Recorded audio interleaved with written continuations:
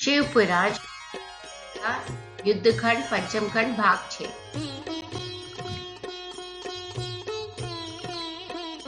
ज्ञानवा अध्याय बानासुर आख्यान। व्यास जी बोले, हे संत कुमार जी, जब आप मुझे बानासुर को शिव जी द्वारा अपना गण बनाने की कथा सुनाइए। तो व्यास जी की इच्छा पूरी करने में तो संत कुमार जी ने कहना आरंभ किया। वे बोले, हे महामुनि, जैसा कि आप जानते हैं कि ब्रह्मा जी के ज्येष्ठ पुत्र मरीचि है और उनके पुत्र महामुनि कश्यप भी ब्रह्मा जी के परम भक्त थे। उन कश्यप मुनि की 13 सुंदर और सुशील कन्याएं हुई, जिसमें सबसे बड़ी का नाम दीति था।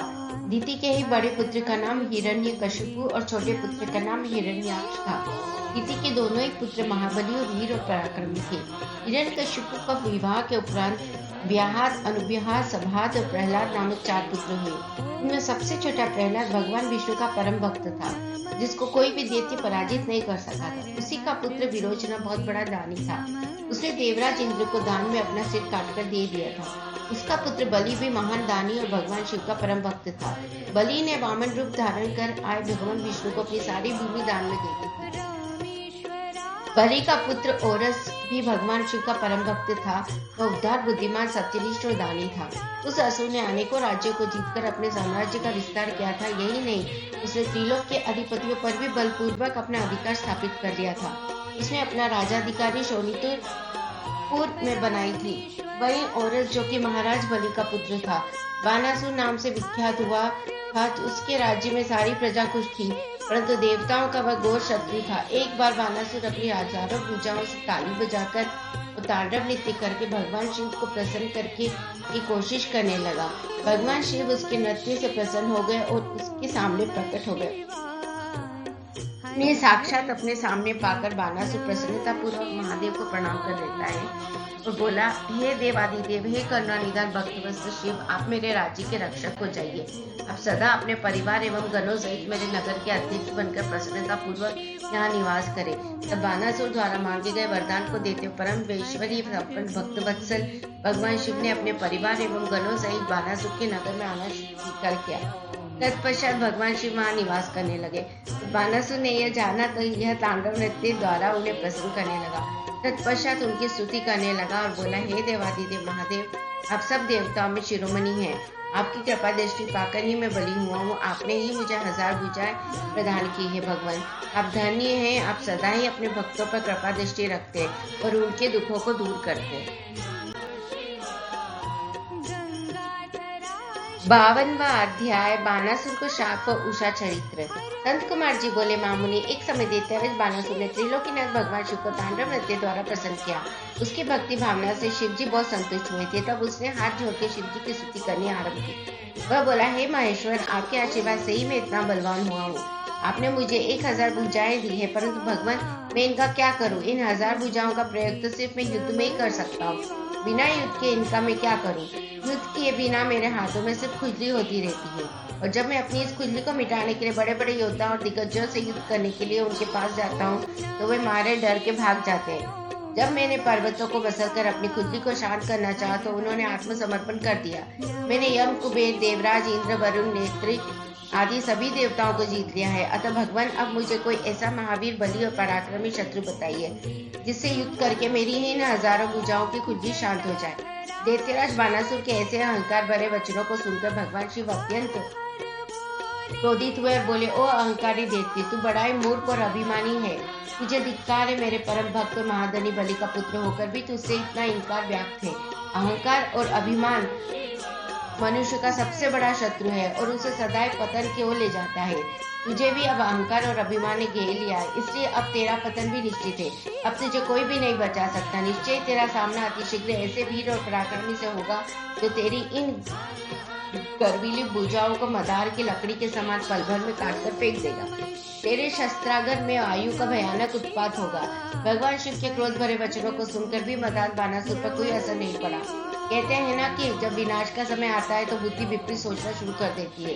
इसलिए बानासुर को युद्ध के निकट आने का समाचार सुनकर अति प्रसन्नता हुई। तो उसने सुंदर सुगंधित पुष्पों से भगवान शिव की आराधना की और पुनः अपने महल में वापस आ गया। तत्पश्चात बानासुर प्रसन्न मन से उस युद्ध की प्रतीक्षा करने लगा और मन में ये सोचने लगा कि भला मुझसे ज्यादा और पारंगत योद्धा और कौन हो सकता है जो मेरे सामने टिक सके और मेरी बलशाली भुजाओं को लकड़ी के समान काटकर फेंक सके। बानासुर अपनी इन्हीं बातों से उलझा रहता था। दूसरी ओर बानासुर नामक दैत्य की एक अति सुंदर एवं गुणवान कन्या थी जिसका नाम उषा था। उषा भगवान श्री हरि विष्णु की परम भक्त थी। एक दिन उषा वैशाख मास में श्रृंगार से सुसज्जित हो रात्रि को विष्णु भगवान की पूजा अर्चना करने के पश्चात अपने कक्ष में विश्राम कर रही थी। तब उसे देवी पार्वती की शक्ति के फलस्वरूप सपने में भगवान श्री कृष्ण के पुत्र अनिरुद्ध के दर्शन हुए। तब दिव्य माया के वशीभूत उषा को अनिरुद्ध को देखकर बड़ी प्रसन्नता और मन में ही वह उन्हें हृदय दे बैठी। जब सुबह वह जागी तो उसे उसी सुदर्शन युवक का स्मरण हो गया और वह उसके ध्यान में ही खो गई। जब उषा इस प्रकार से सपने में दिखाई दिए उस सुंदर युवक के ध्यान में खोई हुई थी, उसी समय उषा की प्रिय सखी चित्रलेखा उसके कक्ष में आई और अपनी सखी की ऐसी स्थिति देखकर उससे इस बारे में पूछा। तब उषा ने सारी बातें उसे बता दी और कहा कि तुम्हें उस युवक को कहीं से भी ढूंढकर मेरे पास लाना है। यदि तुमने ऐसा नहीं किया तो मैं अपने शरीर का त्याग कर दूंगी। अपने प्रिय सखी उषा के ऐसे वचन सुनकर चित्रलेखा को बहुत दुख हुआ और वह बोली, सखी ऐसी बातें मत करो। भला तुम ही बताओ, मैं उस पुरुष को वहां से लेकर आ सकती हूँ जिसे मैंने कभी देखा नहीं है और जिसके बारे में मैं कुछ जानती भी नहीं हूँ। पहले तुम मुझे बताओ कि वह है कौन और कैसा दिखता है, तभी मैं तुम्हारी मदद कर सकती हूँ। सखी तुमसे वादा करती कि वह पुरुष जहाँ भी होगा मैं उसका अपहरण करके तुम्हारे पास ले आऊंगी और तुम्हें खुशी देने का कोशिश करूंगी। अपनी सहेली चित्रलेखा की बातें सुनकर उषा को बहुत संतोष हुआ। तब चित्रलेखा ने वस्त्र के पर्दे पर अनेक देवताओं, दैत्यों, दानवों, गंधर्वों, सिद्धों, नागों और यशों के चित्र बनाकर उषा को दिखाए, परंतु उषा ने सबके लिए मना कर दिया। तब चित्रलेखा ने मनुष्य के चित्र बनाने शुरू किए। उसने शूर, वसुदेव, राम, कृष्ण और अनेकों पुरुषों के चित्र बना दिए, परंतु उषा ने हाँ नहीं कहा। तब चित्रलेखा ने नरश्रेष्ठ प्रद्युम्न नंदन अनिरुद्ध का चित्र उखेरा, जिसे देखकर उषा का सिर लज्जा से आवृत हो गया और उसके चेहरे पर लाली छा गई। वह खुशी से झूम उठी। उषा बोली, हे प्रिय चित्रलेखा, रात को जिसने मेरे स्वप्न में आकर मेरे मन को चुराया है वह यही है। मुझे इनसे मिलना है। तुम इन्हें अतिशीघ्र मेरे पास ले आओ, वरना मुझे चैन नहीं मिल आएगा। अपनी प्रिय सखी उषा के अनुरोध पर चित्रलेखा ज्येष्ठ कृष्ण चतुर्दशी की रात को द्वारका नगरी गई और वहाँ राजमहल से अनिरुद्ध को ले आई। अनिरुद्ध को सामने पाकर उषा हर्ष से पूर्ण समय और तुरंत उसके गले से लग गई। जब इस प्रकार देवी उषा ने अपने प्रियतम अनिरुद्ध को साक्षात अपने सामने पाया तो वो खुशी से झूम उठी, उनके गले से लगी। तब उनके कक्ष के बाहर तैनात द्वारपालों ने अंदर झाँका और उषा अनिरुद्ध को इस प्रकार देखकर उन्होंने इसकी शिकायत दैत्यराज बानासुर से की। द्वारपाल बोले, महाराज, आपकी कन्या के अंतःपुर में एक पुरुष घुस आया है और वह आपकी कन्या से प्रेमालाप कर रहा है। महाराज, आप वहां चलिए और देखिए कि वह कौन है। आपके आज्ञा होने पर ही हम सब मिलकर उसे उसकी धृष्टता का दंड देंगे। इस प्रकार द्वारपालों से अपनी कन्या के विषय में सुनकर दैत्यराज बानासुर को बहुत क्रोध आया और उसे आश्चर्य भी हुआ और तत्काल उनके साथ चलने को तैयार हो।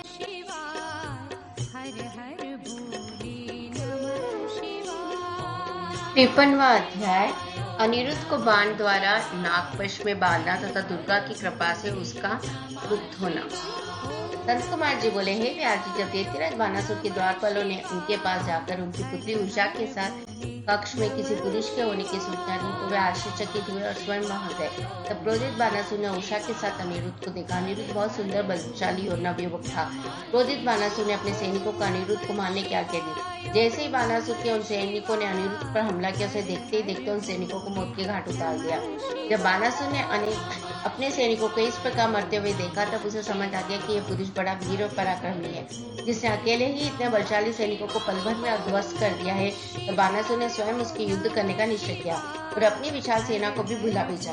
फिर क्या था, अनिरुद्ध और बानासुर के बीच बड़ा भयानक युद्ध होने लगा।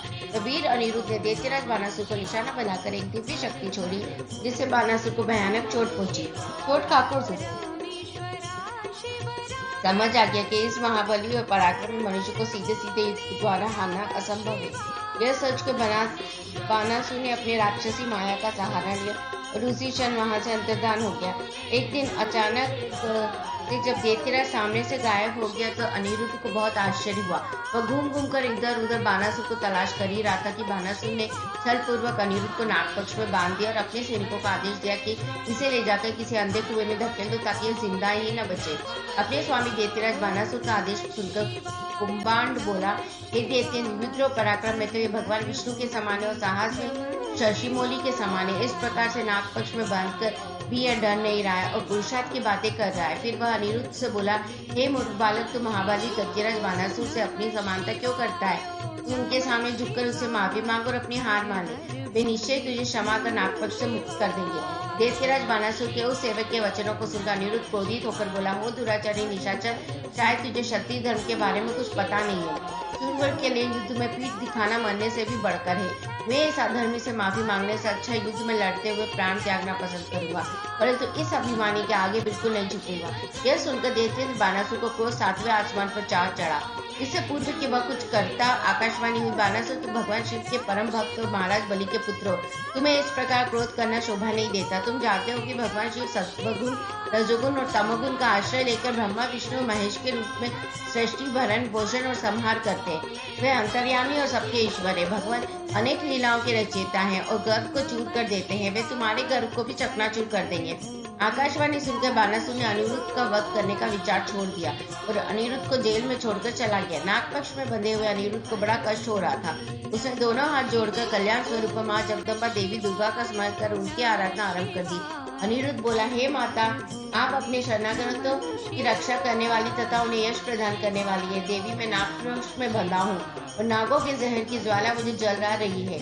हे माता, मेरी रक्षा कीजिए। अनिरुद्ध की इस प्रकार अनिरुद्ध भरी विनम्र प्रार्थना सुनकर वे देवी कालिका वहां प्रकट हो गई और उन्होंने अपने जोरदार मुखों के प्रहार से पल भर में ही उसे नागपक्ष से मुक्त कर दिया तथा अंतर्धान हो गई। नागपक्ष से मुक्त होते ही अनिरुद्ध को अपना प्रिय उषा की याद सताने लगी और वह पुनः देवी उषा के पास चला गया।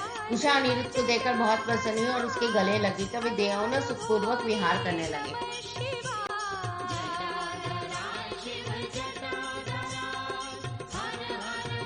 54वां अध्याय श्री कृष्ण द्वारा राक्षस सेना का संहार। महर्षि व्यास बोले, हे मुनि श्रेष्ठ संत कुमार जी, जब कुशामण नामक देवती की पुत्री और उषा की सखी चित्रलेखा ने श्री कृष्ण की नगरी द्वारा जाकर वहां से सोते हुए उनके पोते अनिरुद्ध का अपहरण कर लिया, तब श्री कृष्ण ने क्या किया, इससे आगे की कथा से मुझे अवगत कराइए। महर्षि व्यास के इस विनम्र आग्रह को सुनकर ब्रह्मपुत्र संत कुमार जी बोले, हे व्यास जी, जब चित्रलेखा रात्रि के समय सोते हुए कुमार अनिरुद्ध को उठाकर ले गई और वहां सुबह द्वारका में जब अनिरुद्ध अपने कक्ष में न दिखाई दिए तो उनकी तलाश आरंभ की गई, परंतु वे जब द्वारका में थे ही नहीं तो मिलते कहाँ से। जब अनिरुद्ध की माता आदि अन्य स्त्रियों को यह पता चला कि कुमार अनिरुद्ध अपने महल में गायब है तो वहाँ रोना पीटना मच गया। जब स्त्रियां रो रो कर श्री कृष्ण से अनिरुद्ध को ढूंढ कर ले आने की प्रार्थना कर रही थी, श्री कृष्ण भी बड़े परेशान थे कि आखिर अनिरुद्ध महल से गायब कहाँ हो गया। तभी वहाँ भगवान श्री कृष्ण के राजमहल में देवर्षि नारद का आगमन हुआ। नारद ने भगवान श्री कृष्ण को चिंतित देखा तो अपनी आदत के अनुसार सारी बातें उन्हें बता दी। सब कुछ जानकर भगवान श्री कृष्ण ने अपनी अक्षौहिणी सेना के साथ दैत्यराज बानासुर की राजधानी शोणितपुर पर चढ़ाई कर दी। प्रद्युम्न, युधिष्ठिर, साम, सारण, नंद, उपनंद, बलभद्र और कृष्ण के सभी अनुवर्ती इस युद्ध में उनके साथ थे। जब इस प्रकार भक्तवत्सल भगवान शिव ने अपने परम भक्त बानासुर पर संकट को आते देखा तो वे स्वयं श्री कृष्ण से युद्ध करने के लिए आगे आ गए, क्योंकि शिव जी सदा ही अपने भक्तों के अधीन रहते हैं। तब भगवान शिव और श्री कृष्ण की सेना में बड़ा भयानक युद्ध आरंभ हो गया। दोनों सेना एक दूसरे पर विविध दिव्यास्त्रों का प्रयोग कर रही थी। दोनों में से कोई भी सेना हार मानने की को तैयार नहीं थी। तो भगवान श्री कृष्ण स्वयं देवादिदेव भगवान शिव के पास गए और हाथ जोड़ के उन्हें प्रणाम कर उनकी स्तुति करने लगे। श्री कृष्ण बोले, हे देवादिदेव, हे भक्तवत्सल, हे करुणा निधान भगवान शिव, आप सब प्रकार के गुणों से प्रकाशित हैं और अपने दुखों में डूबे हुए भक्तों को दुखों के सागर से उबारते हैं। भगवान, आज आप क्यों इस संसार की माया में लिप्त हो रहे हैं? प्रभु, यह तो आपके आदेश के अनुसार ही हो रहा है। पूर्व में आपने ही गर्भ से बड़े दैत्यराज बानासुर को शाप दिया था कि उसके 1000 भुजाओं का नाश शीघ्र ही होगा। इस समय में तो आपके उसी शाप को फलीभूत करने के लिए ही आया हूँ, इसलिए आप अपनी आज्ञा प्रदान करें और शाप को पूरा होने दें। श्री कृष्ण के इस प्रकार के वचन सुनकर देवादिदेव भगवान शिव बोले, तात आप सही कह रहे हो, परंतु आप तो जानते ही हैं कि मैं सदा अपने ही भक्तों के वश में रहता हूँ, इसलिए अपने भक्त बानासुर की रक्षा करने के लिए ही मैं आपसे युद्ध करने को उद्यत हूँ। आपको भी अपना कार्य पूरा करना है और शाप को भी पूरा करना है, इसलिए दैत्यराज बानासुर से युद्ध करने से पहले आप मुझे जृंभनास्त्र नामक शास्त्र द्वारा जिम्रण कर दीजिए, फिर अपने कार्य को पूरा कीजिएगा। भगवान शिव की आज्ञा का पालन करते हुए भगवान श्री कृष्ण तुरंत जृंभनास्त्र नामक अस्त्र छोड़ा। जिसके फलस्वरूप भगवान शिव जिम्बत हो गए और मोहित होकर युद्ध को भूल गए। तब भगवान श्री कृष्ण ने खड़क, गदा और इष्टि आदि अस्त्रों से दैत्यराज बानासुर की विशाल सेना का संहार करने लगे।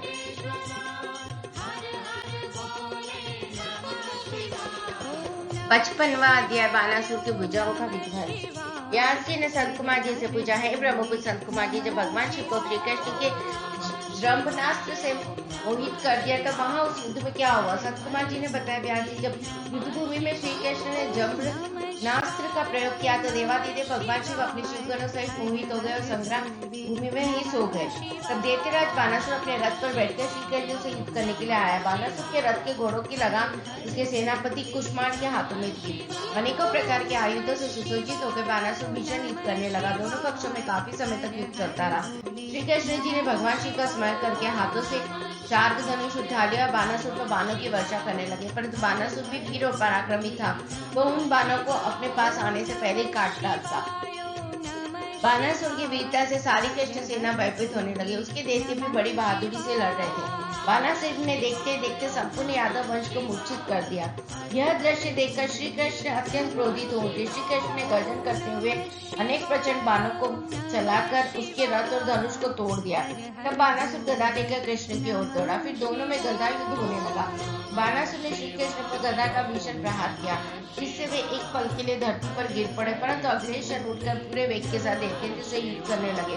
उन दोनों के बीच इसी प्रकार भीषण युद्ध चलता रहा। तब एक दिन भगवान श्री कृष्ण बहुत क्रोधित हुए और उन्होंने मन में भगवान शिव का स्मरण करके हाथों में परम दिव्य सुदर्शन चक्र उठा लिया। दैत्यराज बानासुर की भुजाएं लकड़ी की तरह काट डाली। अब बानासुर की केवल 4 भुजाएं ही शेष थी। तब क्रोधित श्री कृष्ण सुदर्शन चक्र द्वारा ही बानासुर का सिर काटना चाहा। उसी समय भगवान शिव मोह निद्रा से जाग गए और बोले, हे देवकी नंदन, आप तो सदा ही मेरी आज्ञा का पालन करते हैं। मैंने आपको बानासुर की भुजाओं को काटने की ही आज्ञा दी थी। यह मैंने अपने इस भक्त के गर्व को तोड़ने के लिए किया था। अपने भक्तों की सदा रक्षा करना मेरा धर्म है, इसलिए आप बानासुर के वध की इच्छा त्याग दीजिए और अपनी शत्रुता को भूल जाइए। बानासुर की पुत्री उषा और आपके पुत्र अनिरुद्ध एक दूसरे के होकर जीना चाहते हैं, इसलिए उन दोनों को विवाह के पवित्र बंधन में बांधकर आप अपने साथ द्वारका ले जाइए।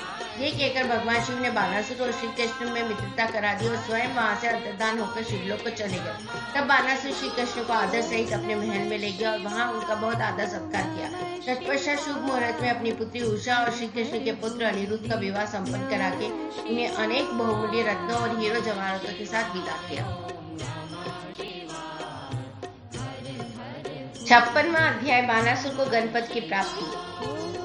संत कुमार जी बोले, हे महामुनि व्यास जी, जब भगवान शिव बानासुर और श्री कृष्ण में मित्रता करवाकर वहां से अंतर्धान हो गए तब बानासुर ने श्री कृष्ण के साथ आदर पूर्वक अपनी पुत्री व दामाद को विदा कर दिया।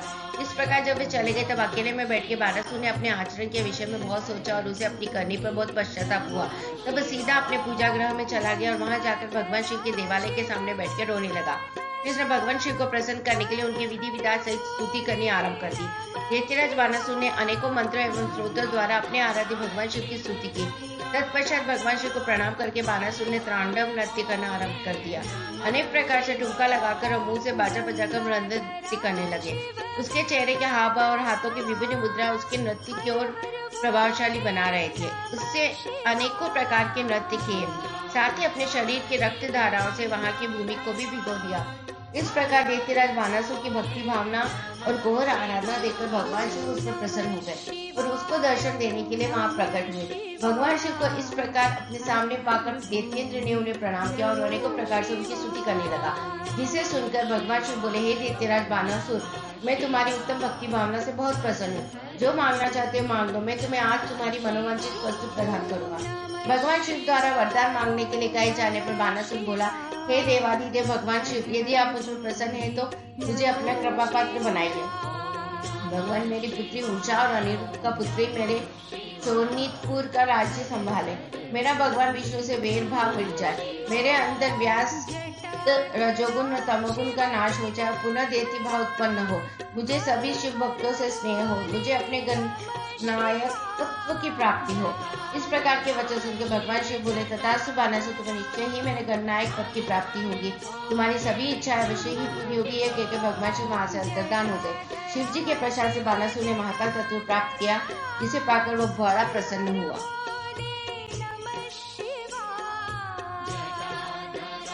57वां अध्याय गजासुर की तपस्या एवं वध। कंद कुमार जी बोले, हे व्यास जी, मैं आपको भगवान शशिमौली द्वारा दानवराज गजासुर के संहार की कथा सुनाता हूँ। गजासुर महिषासुर का पुत्र था। जब गजासुर को यह पता चला कि देवताओं के हितों की रक्षा करने के लिए उसके पिता महिषासुर का वध कर दिया गया है, तब उसे देवताओं पर बड़ा क्रोध आया।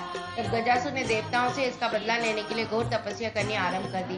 काफी समय तक गजासुर ब्रह्मा जी को प्रसन्न करने हेतु तप करता रहा, परंतु ब्रह्मा जी वहां प्रकट नहीं हुए। इधर दूसरी ओर उसके तप की ज्वाला धधकती जा रही थी, जिससे देवता चिंतित हो उठे। गजासुर की तपस्या से दग्ध होकर सभी देवता ब्रह्मा जी की शरण में गए। उन्हें गजासुर की तप की अग्नि से जलने की बात बताई। जब ब्रह्मा जी गजासुर को वरदान देने के लिए गए, गजासुर ने ब्रह्मा जी की स्तुति कर उनसे महाबली और अजय होने का वरदान प्राप्त किया। तत्पश्चात ब्रह्मा जी उसे वर देकर वहां से अंतर्धान हो गए। ब्रह्मा जी से अपना मनचाहा वरदान पाकर गजासुर प्रसन्नता पूर्वक अपने स्थान को आ गया। वरदान पाकर वह गर्वित महसूस कर रहा था। उसे चारों दिशाओं में अपने राज्य का विस्तार करना आरंभ कर दिया था। उसने तीनों लोगों सहित देवता, असुरों, मनुष्यों और इंद्रादि तथा सब गंधर्वों को जीतकर उनके तेज का हरण कर लिया। उसने सभी को बहुत परेशान किया। पृथ्वी पर रहने वाले सभी ऋषि मुनि, तपस्वी, साधु संत और ब्राह्मणों को गजासुर देने लगा तथा उनके कार्यों में बाधा डालने लगा। इस प्रकार गजासुर अपने राज्य फैलाता जा रहा था। एक बार वह भगवान शिव की प्रिय नगरी काशी में जाकर वहां सब कुछ सताने लगा। तब सभी देवता मिलकर भगवान शिव के पास गए और उनसे हाथ जोड़कर प्रार्थना करने लगे, हे भगवत्सन, हे कृपा निदान, उस गजासुर नामक दैत्य से हमारी रक्षा करें। देवताओं की प्रार्थना मानकर भगवान शिव सबकी रक्षार्थ अपना त्रिशूल लेकर गजासुर का वध करने के लिए पहुंचे। तब भगवान शिव और दैत्यराज गजासुर में बड़ा भयानक युद्ध हुआ। वह तलवार लेकर शिव जी पर झपटा। शिव जी त्रिशूल द्वारा उस पर प्रहार करने लगे। अंत में देवादिदेव भगवान शिव ने त्रिशूल का वार किया और उसे त्रिशूल के सहारे ऊपर उठा लिया। इस प्रकार जब त्रिशूल ने उसके शरीर को भेद दिया, तब अपना अंतिम समय निकट जानकर दैत्यराज गजासुर भगवान शिव की आराधना करने लगा और शिव जी को प्रसन्न करने हेतु उनकी स्तुति करने लगा। गजासुर बोला, हे महादेव, हे कल्याणकारी, हे भक्तवत्सल, आप तो सबके ईश्वर हैं, देवों के देव महादेव हैं। आप सदा अपने भक्तों की रक्षा करते हैं और सदा भक्तों के अधीन रहते हैं। आप सबका कल्याण करने वाले तथा सबके कष्टों का निवारण करने वाले हैं। आप निर्गुण है, निराकार है, सब शरणागतों की रक्षा कर आप उनकी इच्छाओं को पूरा करते हैं। ऐसे देवादिदेव भगवान महादेव शिव को मैं प्रणाम करता हूँ। प्रभु मुझ पर प्रसन्न हुई और मेरे कष्टों का निवारण कीजिए। दैत्यारोज गजासुर की भक्ति भावना से की गई उत्तम प्रार्थना को सुनकर भगवान शिव को बहुत प्रसन्नता हुई। वे बोले, दैत्य, मैं तुम पर प्रसन्न हूँ, जो चाहो मांग सकते हो, तुम्हारी मनोकामना मैं अवश्य पूरी करूंगा। भगवान विष्णु के वचनों को सुनकर गजासुर प्रसन्नता पूर्वक बोला, हे देवादिदेव भक्तवत्सल भगवान शिव, यदि आप सच में मेरी आराधना से प्रसन्न हुए हैं तो मेरी विनती स्वीकार करें। प्रभु, आपने अपने पवित्र त्रिशूल से मेरे शरीर को स्पर्श किया है, इससे मैं यह चाहता हूँ कि मेरे शरीर का चर्म आप धारण करें। भगवान, आप सदा मेरी खाल का ही ओढ़ना धारण करें और आज से आप कृतिवासा नाम से विख्यात हो। भगवान शिव ने प्रसन्नता पूर्वक दैत्यराज गजासुर को उसका इच्छित वरदान प्रदान कर दिया और बोले, हे गजासुर, तुम्हारे शरीर का आज मेरी प्रिय काशी नगरी में मुक्ति मिलेगी। तुम्हारा शरीर यहाँ मेरे ज्योतिर्लिंग के रूप में स्थापित होगा और कृतिवासेश्वर नाम से जग प्रसिद्ध होगा। इसके दर्शनों से मनुष्य को मुक्ति और मोक्ष की प्राप्ति होगी। यह कहकर भगवान शिव ने गजासुर के शरीर की चर्म को ओढ़ लिया और कृतिवासेश्वर ज्योतिर्लिंग की स्थापना की, जिसके फलस्वरूप वहां काशी में बहुत बड़ा उत्सव हुआ। सब देवता बहुत प्रसन्न हुए। तत्पश्चात भगवान शिव वहां से अंतर्धान हो गए। 58वां अध्याय दुंदुभिन्नहाद का वध। कंद कुमार जी बोले, हे व्यास जी, मैं आपको भगवान शिव द्वारा दुंदुभिन्नहाद का नामक दैत्य के वध की कथा बताता हूँ। जब भगवान श्री हरि विष्णु ने महाबली हिरण्याक्ष का वध किया, तो हिरण्याक्ष की माता नीति को बहुत दुख हुआ। तो देवताओं के घोर शत्रु दुंदुभिन्नहाद ने नीति को अपने साथ मिला लिया और उनसे कहा कि देवताओं की ताकत को कभी कम किया जा सकता है जब उनकी पूजा करने वाले ब्राह्मणों को नष्ट कर दिया जाए। जब ब्राह्मण नष्ट हो जाएंगे तब यज्ञ नहीं होंगे और जब यज्ञ नहीं होंगे तब देवताओं को भोजन नहीं मिलेगा तथा इस कारण वे निर्बल हो जाएंगे। यह विचार मन में करके वशिष्ठ भी फिर विचार करने लगा और तपस्या करने वाले ब्राह्मणों की खोज करने लगा। जब उन्हें यह ज्ञात हुआ कि काशी नगरी ब्राह्मणों की भूमि है, इससे सर्वप्रथम हमें वहीं से अपना कार्य आरंभ करना चाहिए। वह दुंदुभिन्नहाद नामक दैत्य कुशा समिधा लेने वाले जाने वाले ब्राह्मणों को मारने लगा। वह नदी और तालाबों में जलजीव बनकर छिप जाता तथा वहां स्नान करने आए साधु और तपस्वियों को वहीं मार देता तथा वनों में वंचित बनकर ब्राह्मणों का वध कर देता। रात में बाघ का रूप धारण करके वह ब्राह्मणों को खाने लगा। दिन में वह मुनियों की तरह ध्यान लगाकर मुनियों के बीच बैठ जाता। इस प्रकार उस दुष्ट राक्षस ने बहुत सारे ब्राह्मणों का वध कर दिया। एक शिवरात्रि के दिन भगवान शिव का एक भक्त देवालय में बैठकर भगवान शिव का पूजन करने के पश्चात ध्यान कर रहा था। निरहार ने जब इस प्रकार उसे अकेला देखा तो बाघ का रूप धारण कर उसे खाने के लिए आगे बढ़ा, परंतु उसने पहले ही अपने चारों ओर शिव मंत्र रूपी कवच धारण किया हुआ था, इसलिए वह उस शिव भक्त को खा नहीं सका। इधर भक्तवत्सल भगवान शिव ने अपने भक्त पर उस संकट को जान लिया। वह उसकी रक्षा के लिए शिवलिंग से प्रकट हो गए और जैसे ही धुंधुबिनी हाथ दुबार बाघ रूप में उस ब्राह्मण पर झपटा, भगवान शिव ने उसे धर दबोचा। फिर उसे अपने बगल में दबाकर उन्होंने उसके सिर पर मुक्के से प्रहार किया। उस दैत्य की भयानक चिंगार से पूरा आकाश गूंज उठा, जिसे सुनकर आसपास जो भी ब्राह्मण और तपस्वी थे तुरंत उस स्थान की ओर दौड़े और वहां का अद्भुत दृश्य देखकर आश्चर्यचकित हो गए। भगवान शिव ने उस धुंधुबिनी हाथ नामक असुर को अपनी बगल में दबा रखा था। यह देखकर सभी ब्राह्मण और भक्तजन हाथ जोड़कर भगवान शिव की आराधना करने लगे। तब उनकी भक्ति भावना से की गई आराधना को सुनकर भगवान शिव बोले, हे मेरे प्रिय भक्त, जो मनुष्य यहाँ आकर श्रद्धा भाव से मेरे स्वरूप का दर्शन करेगा, मैं उसके सभी कष्टों और दुखों का नाश कर दूंगा। मेरे इस लिंग का स्मरण करने के पश्चात आरंभ किए गए हर कार्य में मनुष्यों का सफलता मिलेगी। इस संसार में जो भी मनुष्य व्याघ्रेश्वर नामक उत्तम शिवलिंग के प्राकट्य के इस उत्तम चरित्र को स्वच्छ निर्मल मन एवं श्रद्धा भाव से सुनेगा, सुनाएगा, पढ़ेगा या पढ़ाएगा, उसकी सभी मनोकामनाएं अवश्य पूरी होगी तथा उसके समस्त दुखों और कष्टों का नाश होगा। अंत में उस मनुष्य को मोक्ष की प्राप्ति होगी। भगवान शिव की उत्तम लीला से संबंधित ये कथा स्वर्ग, यश और आयु प्रदान करने वाली तथा वंश वृद्धि करने वाली है।